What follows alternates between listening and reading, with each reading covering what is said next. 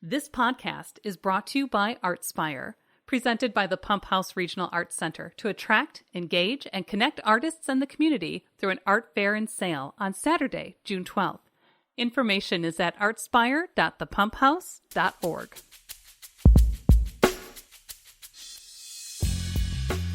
In this episode, we talk with Mary Leonard, Professor of Theater Arts at UW-La Crosse.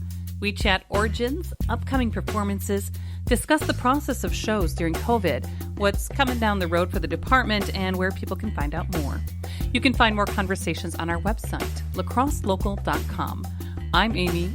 And I'm Brent. And this is La Crosse Local. I'm Mary Leonard, and I was born in St. Paul, Minnesota.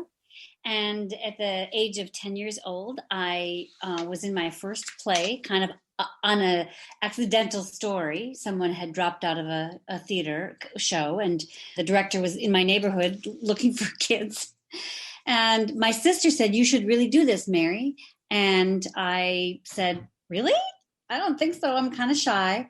And I stepped into the rehearsal and enjoyed every single minute of it. And the show transformed me. And I went home and told my mom that that's what I was going to do for the rest of my life at 10. And I majored in theater. I got my master's of fine arts in acting and directing. And long story short, I ended up here in the teaching element and haven't looked back. Is there a short little blurb about how did you end up in the Department of Theater Arts at the University of Wisconsin? Oh, sure. Well, my husband and I moved here in 1991. He is a costume designer in the theater department, and now he's the chair of the department. And we moved here. He got the job, and we had kind of made this deal. We were newly married, that whoever got the first job offer, we would take. And we honestly thought we'd be here 3, maybe 5 to kind of get that started. And I was freelancing both at UWL and at Viterbo and at the community theater, just taking directing jobs and teaching various classes. And I was adjunct faculty then for that. And then I was at Viterbo for a few years. And then a full-time tenure track position opened up at UWL in the performance area. And I got that job. So that was in 2000. So I've been here since 91, but officially full-time capacity in the UWL from 2000 till now. So you have Songs for a New World coming up. Can you tell us about that production? Yes. So we were searching for a show to do in this COVID pandemic time. And the last time we did a full-scale musical was exactly a year ago. We did Little Women, and it was full-fledged, full production. And then closing night was literally 2 days afterwards. We got the notice that we were shutting down. And so we were lucky to get the show up and running, and it was very successful. And we haven't done a musical since. We had to postpone our summer stage musical, or cancel it, excuse me. And we did radio dramas in the fall, and we were leery of doing a musical again because the studies of how rapidly the voice projects, you have to be at least 10 or more feet apart because it's just not safe. And so we thought, how are we going to do? What are we going to do? And we successfully did a cabaret performance in our cabaret class where everyone was virtual. And well, anyway, we decided Songs for a New World would be a really excellent choice because it's almost like a cabaret performance. I mean, the songs, there's a very loose through line. There's no speaking. There's very little choreography, and it's mostly staging. And we thought, wait, we can possibly do this. And our first thought was, should we do it with them all masked? Should we do it with no band and just soundtracks? Should we do lip syncing? So all of these questions came about. We finally delved into it, knowing that we really needed to do something because the arts have been squelched. It's a very difficult time for the arts in general. And we're doing a streamed version of it. We're going to film it. We've been rehearsing individually, and there's a lot of solo numbers or duets that make it very easy to rehearse and safe. We are testing weekly. We are masking, we are disinfecting, we're airing out we're trying to be as safe as possible. And for the filming, we're going to do a various, stop and start filming to keep it safe. And then we're going to stream that. And we're going to take our masks off for that process. But we're filming in the Toland Theater at UWL. It's a very big space, and we can safely do it with minimal people. And the show has such hope and beauty in it that it has a kind of strong message of, we're going to come back, we're coming home, we're going to do theater again. So it seemed to fit into everything we'd hoped for. And we've been rehearsing since March, and it's going very well. We just have a lot of hope, and we're very excited about performing it. It's a whole different experience, though.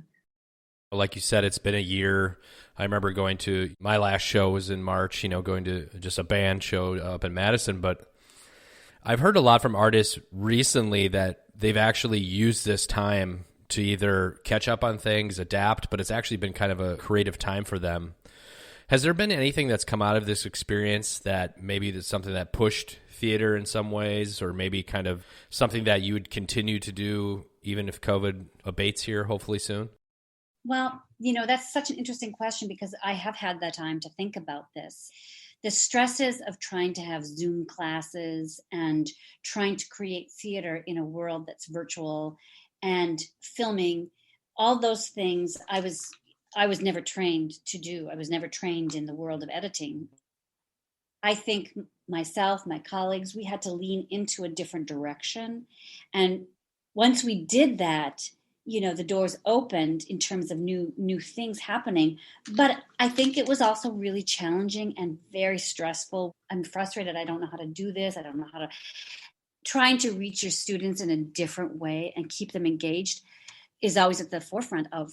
When we first shut down last year, I felt that I had let my students down. It was a disaster. I tried everything, and it was really difficult. And then I spent the summer learning, did a webinar conference about music theater people and about acting, and how can you go forward that way? Instead of saying, I can't do it, it's not possible. I said, well, what can I do? And that was helpful. And I work with some fantastic colleagues that are always thinking, how can we do this safely, and go forward with it. And so it has been good on some aspects. I taught a class last semester. It's called Auditions, and the students, are upward level class so that they can prepare themselves to go in the outside world. And I brought in guests that I've made contact with throughout the years, who are professional artists working. And the virtual aspect of auditioning is now actually the way it's going to go. It has been starting that way, but now it's just easier. It keeps people from having to fly out to New York or having to fly down to Memphis to audition for things. And you can send in your virtual reel. You have an audition page. It's fantastic. That is wonderful.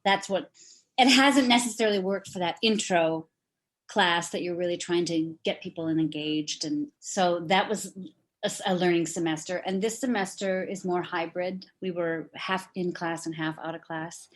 And I tell you, when the students are face to face, when we're in rehearsal for the show, when we're in class, they're at their best. They love that community, and if you're a musician, that you love being together with, your people.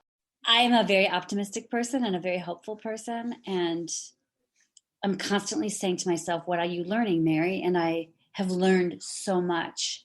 And I had a moment of complaint last year where I was like, this is impossible. I can't do this. And I thought, well, stop saying that, because you can and you will. It's not going to be what you want it to be. It's not going to be what you visualized it to be. You can't shut the door on some new possibility. And, our cabaret performance in the fall kind of inspired me to think, we can do a lot of things. That's why I'm very excited about Songs for a New World. I couldn't do this alone. Obviously, I have a fantastic musical director who's challenged the students, and they're singing at the highest level they've ever sang at, honestly. And they all had virtual voice lessons. So I think you talk to any artist and they'll say, yes, it's frustrating, but it feels so good to do something. So, I mean, you kind of adapted there. What's coming down the road in 2021, 2022 for shows in general? Do you have something on the horizon that you're super excited about, or? Well, we are in the process of our season selection. We tried to do that earlier in the season, but we've been holding off because we were kind of waiting to see like what's going to happen at the university. And we get together weekly with our department. We talk about all sorts of things, but we also have a season selection time where we talk about what can we do that would be beneficial to the students in this world of where the university is going to be. Are we going to still be wearing masks? Is it going to be open up? And the hope of the university is, the intention of the university is to get back at like before. But we are also a group that has a plan B in place. If that doesn't work, we need to do something. And so we're full speed ahead with a season. If the season doesn't work, we're going to do it virtually. We'll make it work. So we're going to do 3 shows in the fall and 3 in the spring. And my colleague, Greg Parmenter and Lori Kinsman, they developed a class last semester. They've written an amazing play that we're going to produce. It's about the events of September 11th. It's called Severe Clear. And they're going to be performing that live in the fall. It can easily adapt to filming if we needed to, same thing. So that's exciting. Speaking of my colleague, Greg, he did a whole Zoom production of a show just recently. It was all Zoom, and the students were performing individually in a Zoom block, and it was awesome. It was just amazing. So we are planning on being back on stage, full. If that's not possible, we're not going to give up. We're going to somehow redirect that, do what we're doing. And so we're very excited. Our whole goal is to give students opportunities, and that's what we want to do. Songs for a New World, music and lyrics by Jason Robert Brown, will be streaming May 1st through the 7th. Is there any other information, or where should people go to find out or watch the show? Or you can go on to our UWL Theater website, and you can click a bunch of boxes. You can contact us. There's contact numbers. There's contact information. You can purchase a virtual ticket and find out when the streaming is. And it should be pretty self-contained and easy to do that. And I know that especially now people are really interested in, I've been watching virtual concerts and things like that. And it's just really enjoyable, because I'm really missing that idea of going out to see it. And so I hope people will watch it. It's a beautiful show. La Crosse Local Podcast is a production of River Travel Media. Do you have an interview idea you'd like to share with us? Message us on Facebook at La Crosse Local. Find out more about us at lacrosselocal.com, and you can subscribe to the La Crosse Local Podcast on your favorite podcast app. If you like us, rate us 5 stars. We appreciate it.